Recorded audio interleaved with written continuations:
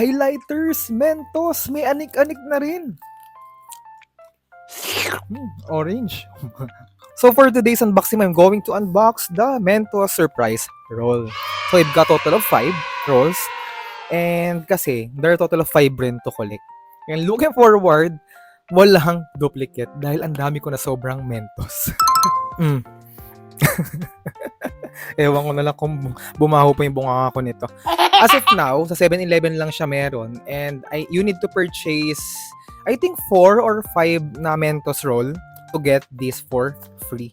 Yun. Okay. So, let's start with the first one. Meron din siyang kasamang 4 na rolls ng Mentos. And tignan nyo naman yung freebies. Napaka-cute. Ang liit. So, first one, we've got the Mentos Spearmint. Ganda. Grabe no, miniature pala siya. Hindi naman ako na-inform. Kala ko ganito rin kalaki. Bibi na lang kunin natin na. Oops. Ay! Yay, iba. I got the Mentos Air. Haha. So, 2 down and 3 more to go. Next, surprise roll. Ay! Duplicate. Another Air Mentos.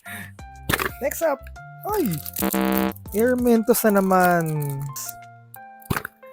Ay! Another... Ano to? Spearmint.